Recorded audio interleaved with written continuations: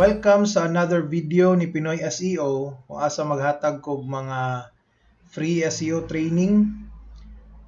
So, continuation ni siya karon sa atong website audit nga series and maghisgot ta about images.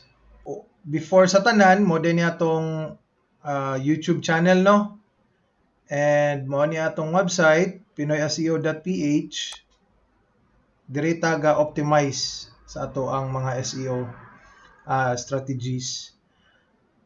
So balik ta sa atong checklist.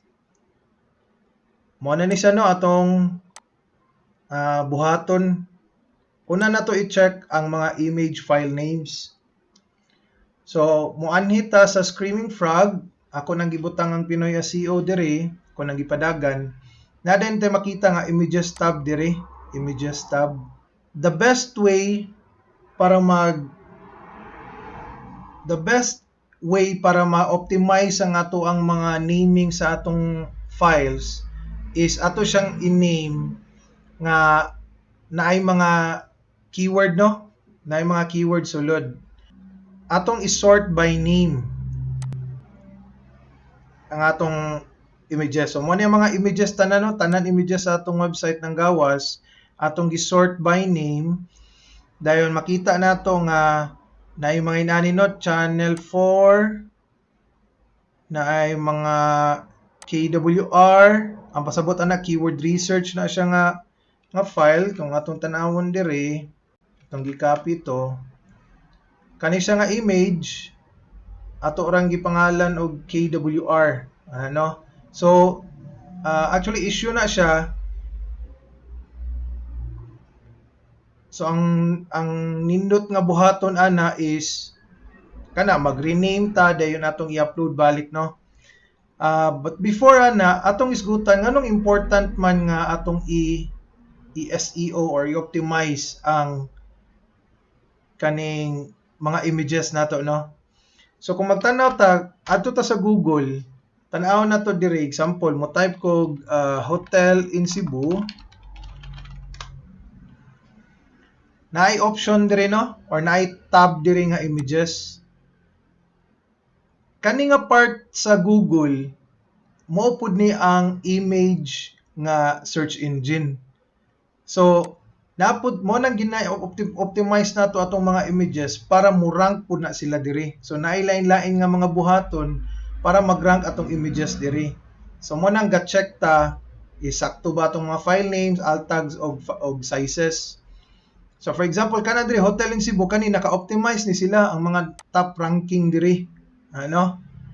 So mo na siyang rason nganong i-optimize nato siya. So sa image file names dapat naay keyword ang sulod nato. So katong example kani kani siya nga image nako, kaning KWR, kani siya nga image, nindot ni siya if gi-rename ni nako to keyword research, SEO keyword research blah blah blah.png. Ano? So issue na siya and dili lang kana ubay-ubay pa gyud, pero naay uban nga ako jung gikuan, Pinoy SEO case study, Pinoy SEO logo, Pinoy SEO YouTube cover. Pero mas maayo kung natay dash, no, ana. So sa image file names naay mga issue, no, natay need nga i-improve.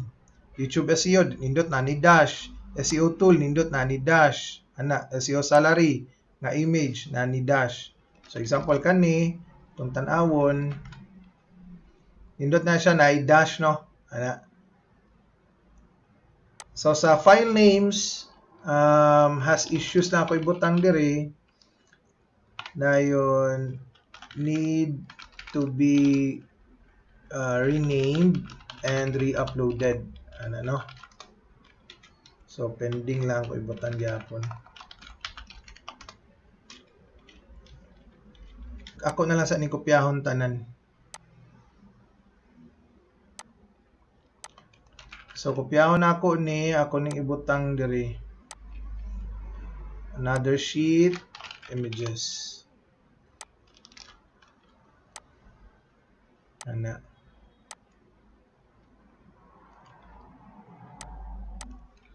image URL type size na yun, indexable.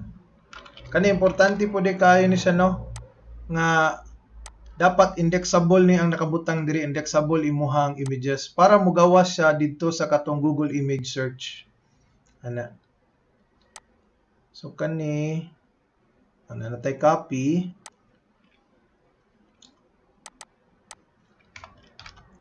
So ang next nato nga i-check kay ang alt tags. So karon ang pag-check nako ani ako ning usa-usahon jud na sa mga major nga mga pages sa akong website. So kani akong tool nga ginagamit, web developer tools. Mani lang ko sa images, then display alt attributes. Ani. So makita na ako minani no na mugawas siya alt equals.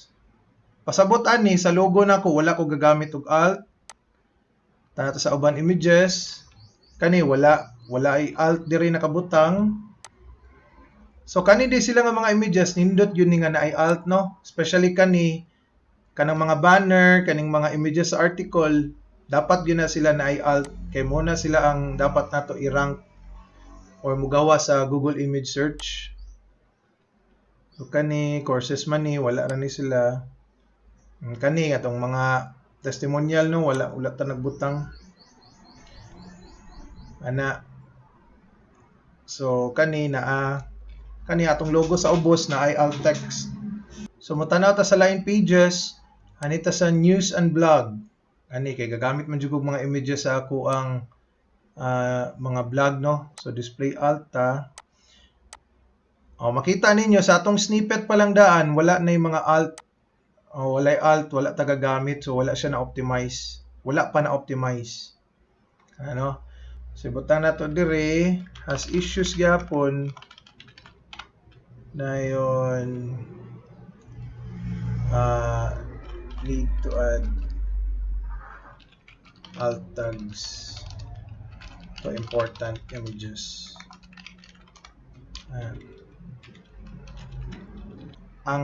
Unsa day ang mga alt tags no? Ang mga alt tags kaning mga alt tags day tuod mao ni ang musulod si Google sa imong website, dili siya kasabot dayon unsa ang image about.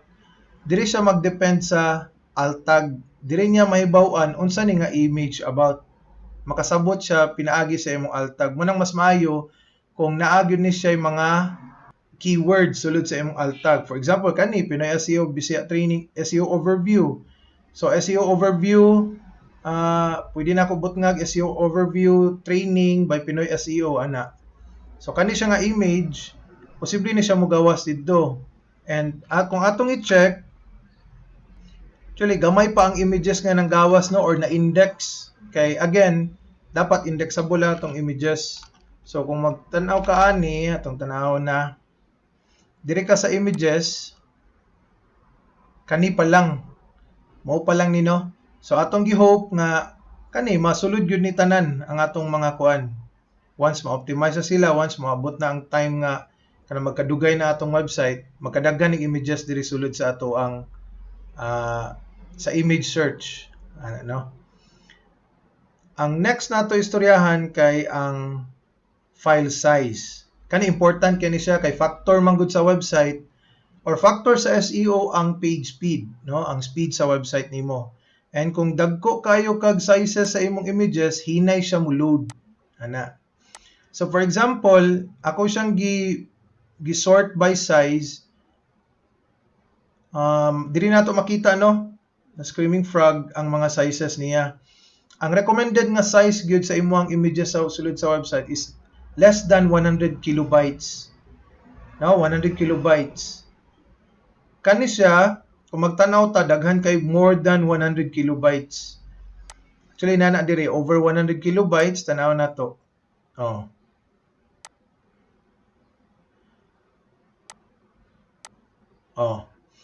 So ang pasabotan ni kani nga images issue ni sila.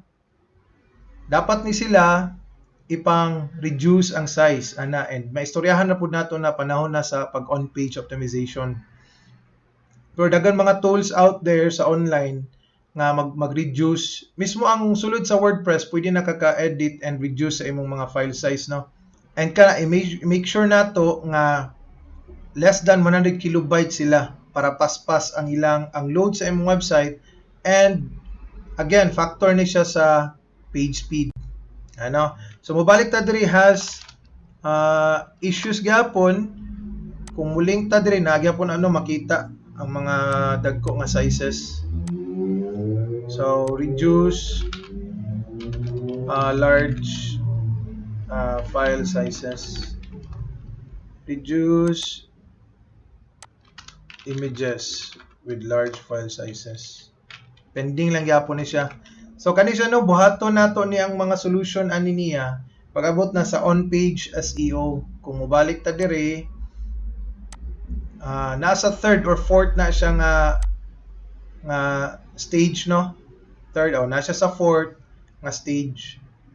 Napamunta sa website audit karon. Kana lang siya sa karon nga video. Sa next video, mag-isgot ta about breadcrumbs. Kung saan na sila ka-importante. So, kana lang. Thank you for